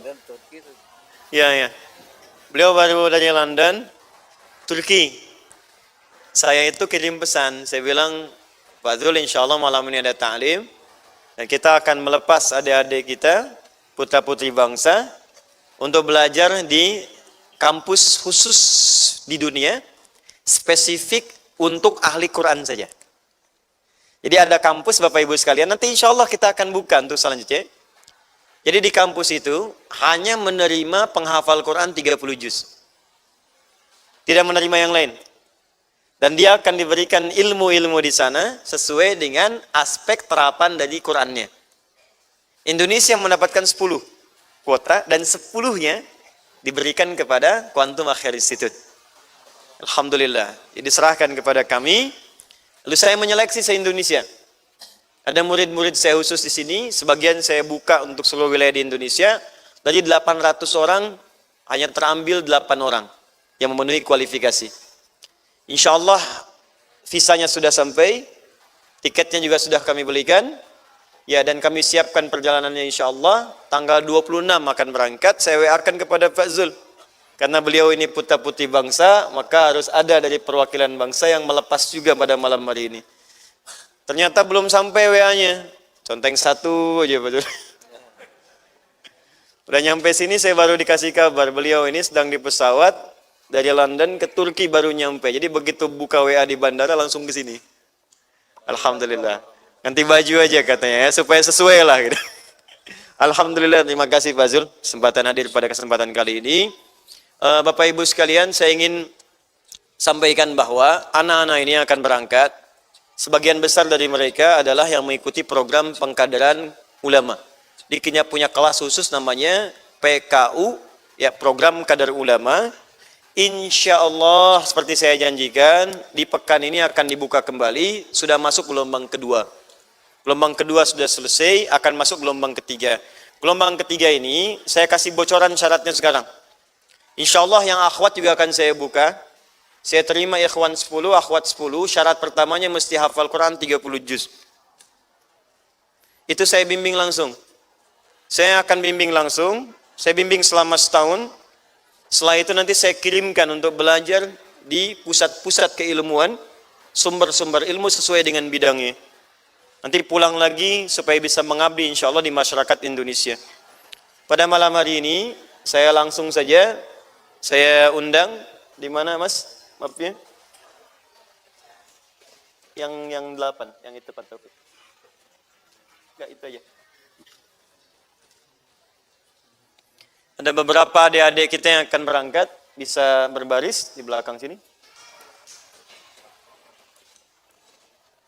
Silakan. Pinjam mic-nya Mas. Mic-nya pinjam. Sini ya. Nah ini insya Allah adik-adik kita yang akan berangkat, teman-teman sekalian. Silakan Pak, ayo silakan. Ini ada teman-teman kita, ini sudah belajar dengan kami di sini. Dan saya utus ke Istanbul dulu, untuk belajar dulu setahun. Di mereka ngambil sanad di Istanbul, ini ada di antara mereka yang sudah hafal Quran, yang sanadnya tersambung ke Rasulullah SAW. Ya, nyambung, 30 juz. Dan saya tugaskan sebelum berangkat untuk mengabdi dulu di lingkungan kecil, supaya bisa memahami fikih dakwah. Dan mohon doakan mereka akan berangkat insyaallah ke kampus yang tadi saya sebutkan, kurang lebih belajar S1 4 tahun, S2 2 tahun, S3-nya 2 sampai 3 tahun. Jadi pulang-pulang ke sini insyaallah masing-masing sudah jadi ahli Quran dengan izin Allah Subhanahu wa taala. Ini karena dari luar Jawa, dari Padang, dari mana, dari macam-macam. Ini 5 yang sudah hadir. Antum dari mana? Dari Bogor. Siapa namanya? Muhammad Faiz. Muhammad Faiz dari Bogor. Nah ini sudah sanad, sudah selesai. Quran dengan punya sanad ke Rasulullah sallallahu alaihi wasallam. Ya. Antum dari mana? Dari tadi. Dari Purwakarta. Ya. Siapa namanya? Fauzi. Sudah menikah belum? Qorib insyaallah. Maaf ya, udah punya calon. Udah ini juga insyaallah sudah hafal 30 juz. Antum? Abdul Aziz Dayat. Masya Allah. Dari? Padang Panjang. Dari Padang Panjang. Insya Allah. Ini Padang Panjang. Tiba di sini. Kapan tiba di sini? Baru saja sampai mah. Pakai pesawat? Sampai ke sini? Oh, Masya Allah. Antum dari mana? Tangerang. Tangerang. Siapa namanya? Mus'ab. Mus'ab. Ya, Mus'ab juga sudah selesai 30 juz. Kemudian anta kaifa halak? Masmuk? Muhammad Habib Rashid. Dari mana? Dari Bogor. Dari Bogor. Ini juga sudah selesai 30 juz dan punya sanad sampai ke Rasulullah SAW. Ya, malam ini saya minta Pak Ketua MPR untuk menyerahkan kepada teman-teman ini. Ini tiket keberangkatan mereka. Paspornya sudah saya sampaikan. Dan atas nama Negara Kesatuan Republik Indonesia, saya minta perwakilan dari MPR untuk menyerahkan. Pak Zul, mohon izin. Ya, mic-nya saya pegang aja. Ini sama semua Pak, tiket itu untuk berangkat.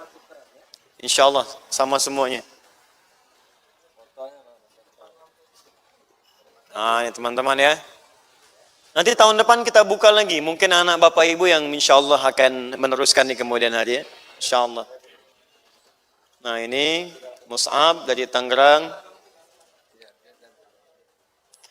Baik, kemudian dari Padang Panjang. Saya nggak tahu sepanjang apa sekarang. Jazakallah khair.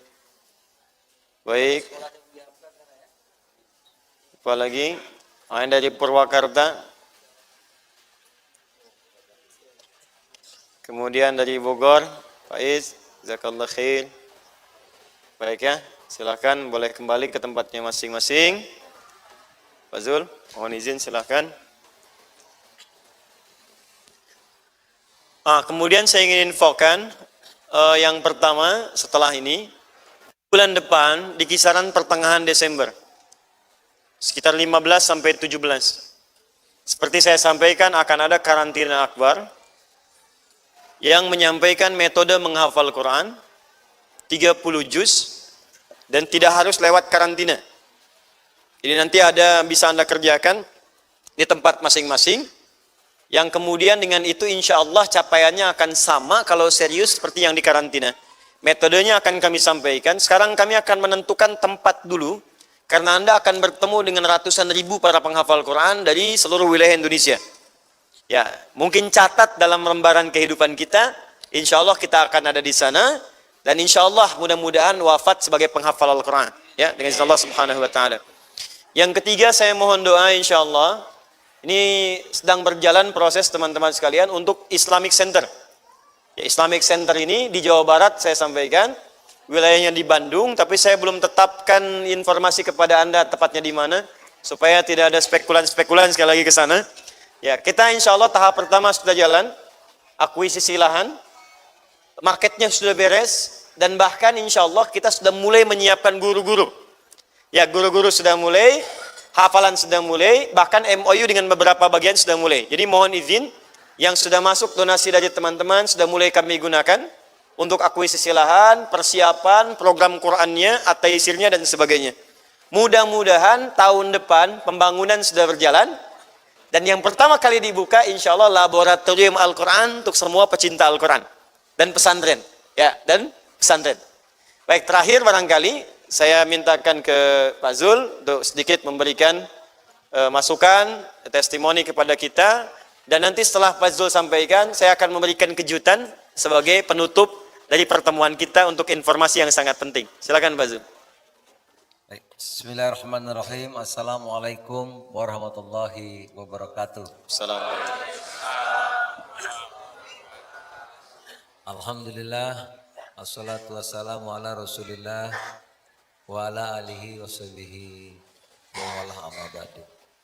Alhamdulillah Pak Ustadz, saya 5 hari tugas. Tadi begitu landing dapat WA dari guru kita, ada melepas mujahid-mujahid kita ke Sudan. Baru baca tadi jam 6. Jadi saya langsung pulang, ganti baju aja terus kemari. Saudara, kita doakan guru kita, Ustaz Adi Hidayat, selalu diberi kekuatan, diberi kesehatan. Amin, amin.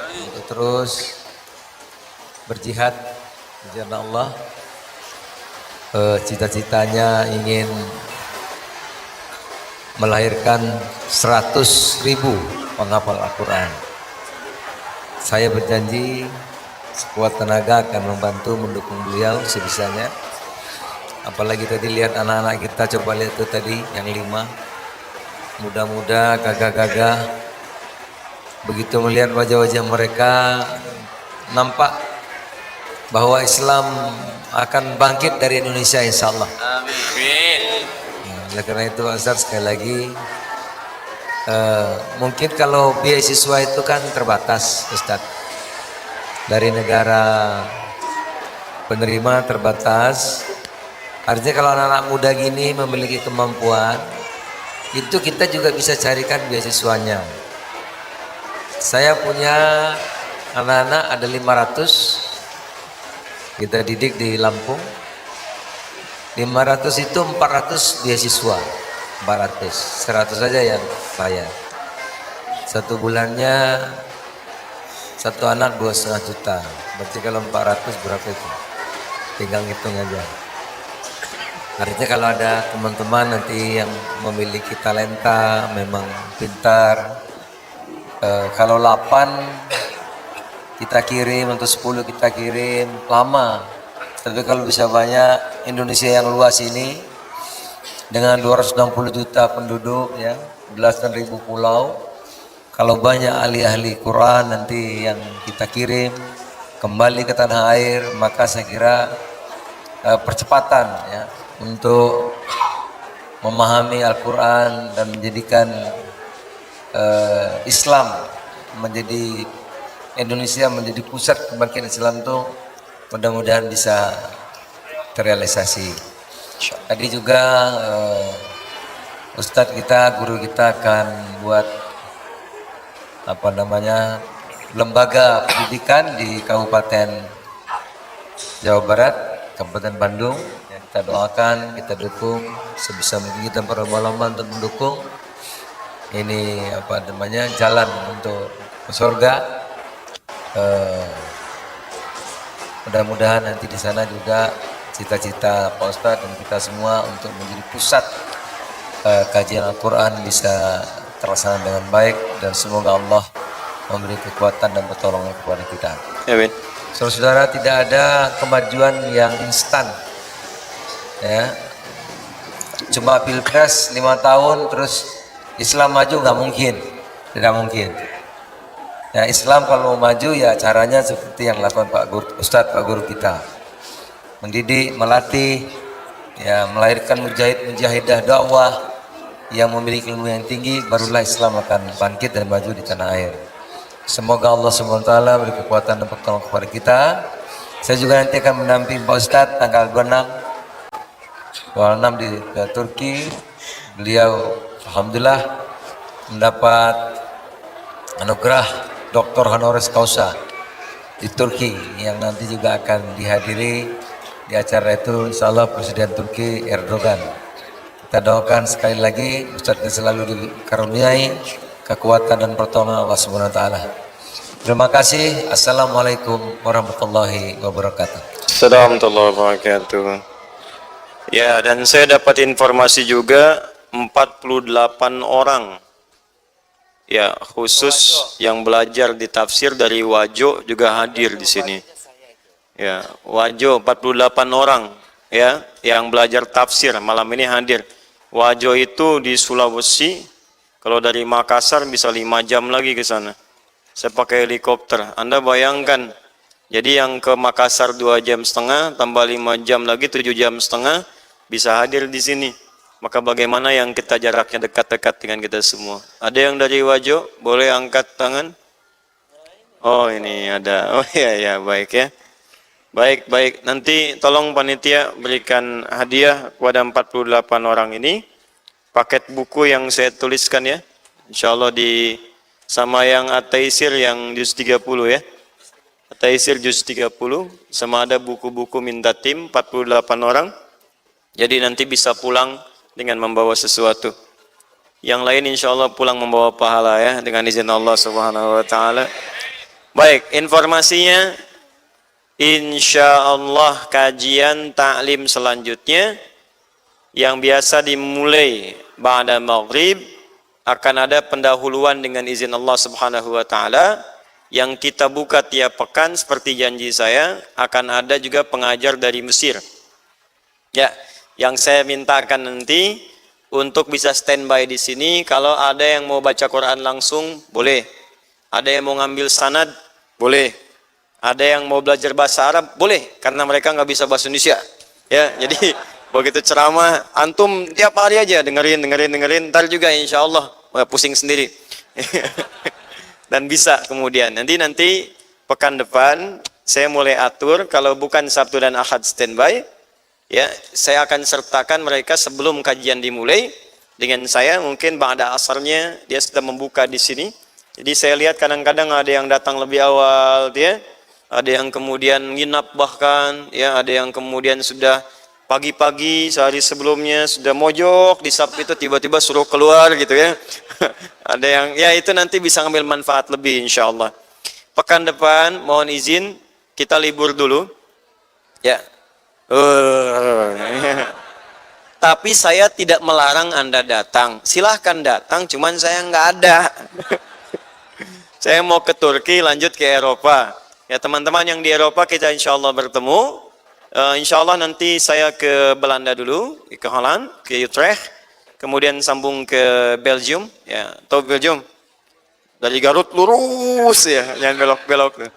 Kemudian berhenti di Paris insyaallah. Jadi terakhir kami di Paris dan kembali ke sini dan kita akan mulai lagi sepulang insyaallah dari Eropa dengan izin Allah Subhanahu wa taala. Jadi izin 1 pekan, boleh datang lagi di pekan berikutnya dan insyaallah saya sudah siapkan teman-teman untuk menyiapkan apa yang tadi saya sampaikan.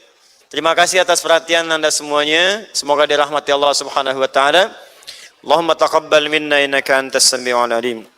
Tub alaina innaka antat tawwabur rahim. Allahumma nahmaduka hamdan syakirin, hamdan na'imin, hamdan yuwafi ni'amahu yukafi'u mazidah. Ya Rabbana lakal hamdu wa lakal syukru kama yanbaghi li jalali wajhikal karim wa li 'azimi sultani. Allahumma nusalli wa nusallimu ala rasulillahi sallallahu alaihi wasallam wa ala alihi wa sahbihi ummati ila yaumil qiyamah. Allahumma rabbana la tada' lana fi maqamina hadha dhanban illa ghafartah wa la hamman illa farajtah wa la daynan illa qadaitah wa la maridan illa shafaitah wa la hajatan min hawaijid dunya wal akhirati fiha laka ridan wa fiha lana as-salah illa qadaitaha ya arhamar rahimin. اللهم علمنا ما ينفعنا علمنا ما جهلنا ووفقنا بما تعلمنا ووفقنا لنعمل ما تعلمنا به ربنا آتنا في الدنيا حسنة وفي الآخرة حسنة وقنا عذاب النار بفضلك سبحان ربك رب العزة عما يصفون وسلام على المرسلين وآخر دعوانا الحمد لله رب العالمين سبحانك اللهم وبحمدك أشهد أن لا إله إلا أنت استغفرك ونتوب إليك السلام عليكم ورحمة الله وبركاته